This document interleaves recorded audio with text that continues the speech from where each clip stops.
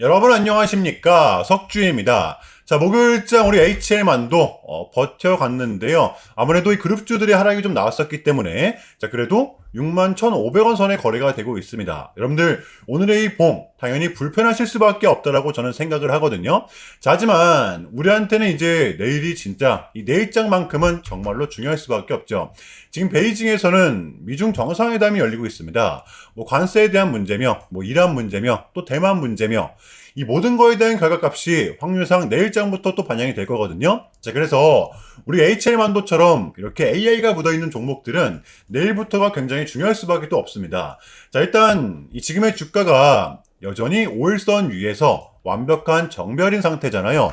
보시면 어제도 그저께도 이 5일선에 대한 지지를 받고 상승이 나왔었단 말이에요. 그러니까 여러분들 혹여나 내일장에 또 이 변수가 생긴다고 하더라도 이 5일선에서만큼은 우리의 매수 구간이라는 거, 아마 오늘 장도 눈치 빠르신 분들은 재빠르게 움직였을 겁니다.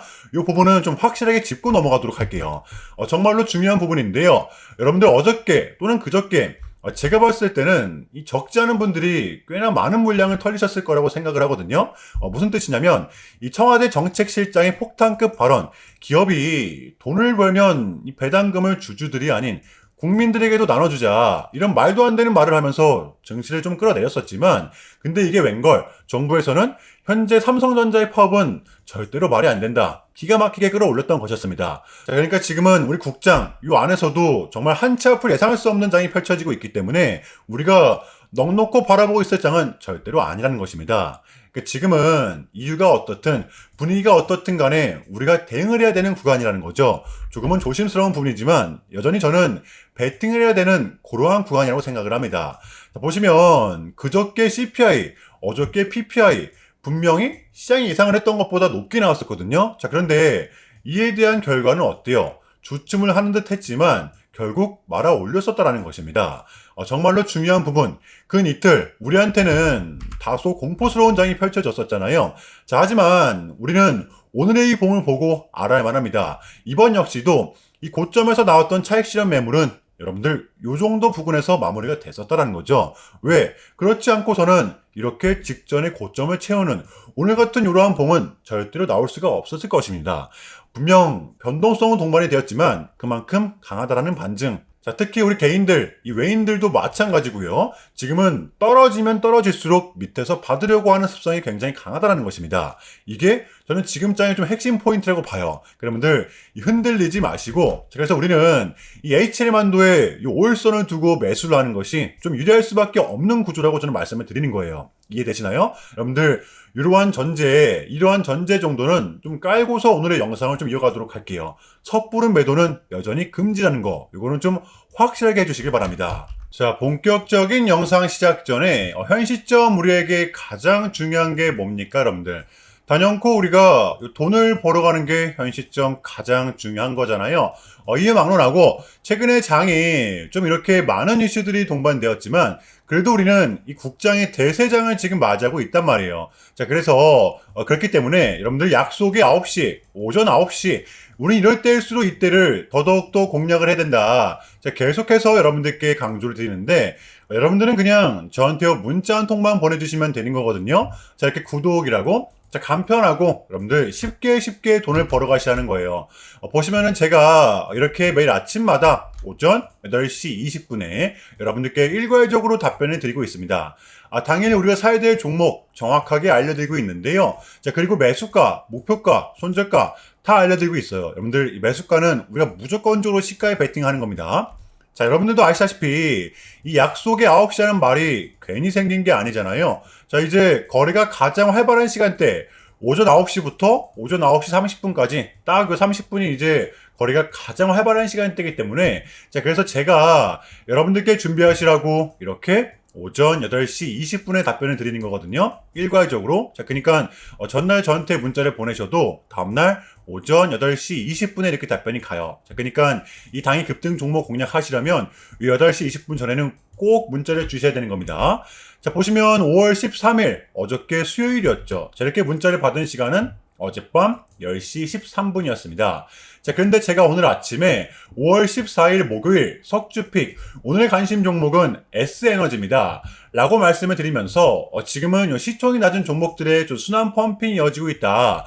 자, 오늘도 무조건 장비 테마, 그 중에서도 역시나 이 젠스낭과 엮여있는 종목들을 보자. 자, 오늘 새벽 이 젠스낭이 말을 하길 지금 광반도체의 핵심은 전력을 효율적으로 내는 이 태양광 에너지에 있다. 자, 그렇다면 이를 뒷받침할 수 있는 게 이 통신 모듈 장비주라는 거죠. 콕 집어냈던 것이었는데요. 자, 게다가 이 S에너지 같은 경우에는 하필 또 공교롭게도 어제 시간에서 리브랜딩에 대한 공시까지 나왔었기 때문에, 자, 그래서 우리는 일봉상 21선 중기평선을 공략할 수 있을 것이다. 강조를 틀었단 말이에요. 자, 여러분들 오늘의 봄은 빼고 보셔야 됩니다. 제가 결정적으로 왜 이 종목을 여러분들께 추천을 드렸냐면 이 3박자가 또 딱딱딱 들어맞았었기 때문인데요. 첫 번째는 이 수급입니다. 최근에 재상승이 동반된 요 시점 거래량이 또 완벽하게 붙었었죠. 이거는 뭐 거의 매집봉 수준이었습니다. 자, 그리고 두 번째, 이렇게 강한 수급이 동반되다 보니까 보시면 이렇게 수차례 돌파 시도 끝에 올라온 이 구간 어제 딱 걸치면서 마감을 했었다라는 거죠. 그러니까 최근에 좀 빠지긴 했어도 이 구간에서만큼은 기대해 볼 만한 포인트가 분명히 있었다라는 거예요. 게다가 21선과에도 중첩이 있던 상태였죠. 보시면 이때 확률상 별 다를 게 없었다라는 것입니다. 자, 그렇다면 마지막으로는 이 뉴스인데요. 어제 이 시간에서 뉴스까지 붙었다? 공시까지 나왔다? 이거는 우리가 공략을 안 할 이유가 없었다라는 겁니다. 배팅을 분명 해볼 만한 자리였었다는 거죠. 여러분들 이 손익비도 굉장히 좋은 자리였습니다.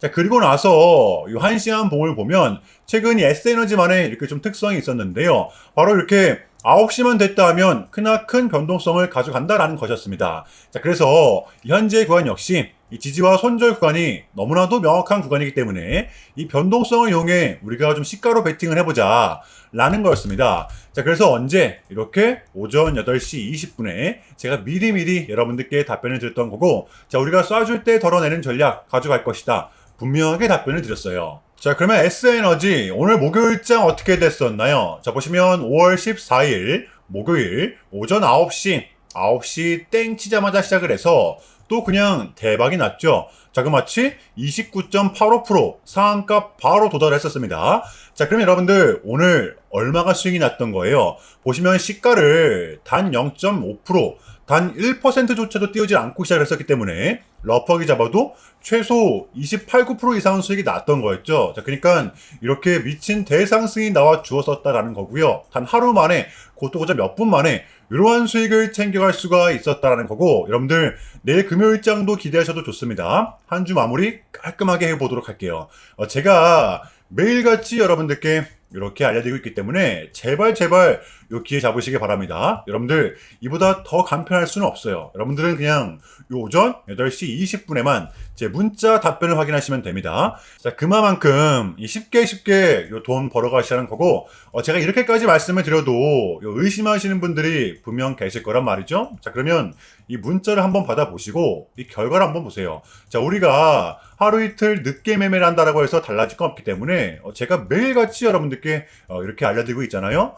속는 셈 치고 확인 한번 해보시라는 겁니다. 자, 아시겠죠? 제발 놓치지 마세요. 자, 우리 여러분들 나도 한번 경험해보고 싶다, 확인 한번 해봐야겠다 하시는 분들은요, 밑에 제 개인 번호입니다. 자, 010-6793-3998번으로 간단하게 구독이라고만 문자 한 통 남겨주시면 됩니다. 다시 한 번 더 말씀을 드릴게요. 자, 010-6793-3998번으로 간단하게 구독이라고만 문자 한 통 깔끔하게 남겨주시면 됩니다.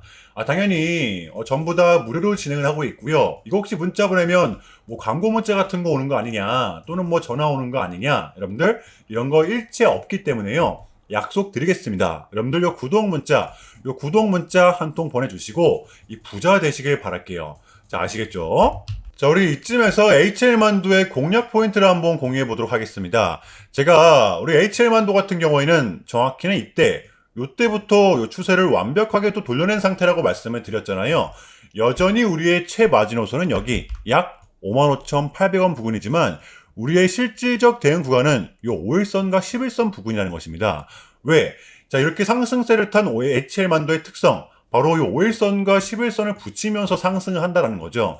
지금 이러한 현상이 여전히 지속되고 있다고 보시면 돼요. 그러니까 여러분들 당장 내일 또 다음 주 이 변동성이 동반된다고 가정을 했을 때 가장 가까운 선이 5일선이잖아요. 여기서만큼은 우리가 1차로서 대응을 해야 된다는 거예요. 보시면 지금 가격, 장세가 또 하루아침에 돌변할 수가 있는 게 지금의 장이기 때문에 일단은 다음 주 또 내일 이 5일선과 중첩이 되는지 접촉이 되는지 우리의 대응 구간이자 1차 지지 구간이기 때문에 가장 중점적으로 주시를 해야 된다는 것입니다. 이해되시나요? 자, 수요일의 미장은 이 다우존스를 제외하고 그래도 상승세를 이어갔었는데요. 오늘 우리 국장도 마찬가지였습니다. 코스피가 상대적으로 좀 강했었죠. 코스닥보다.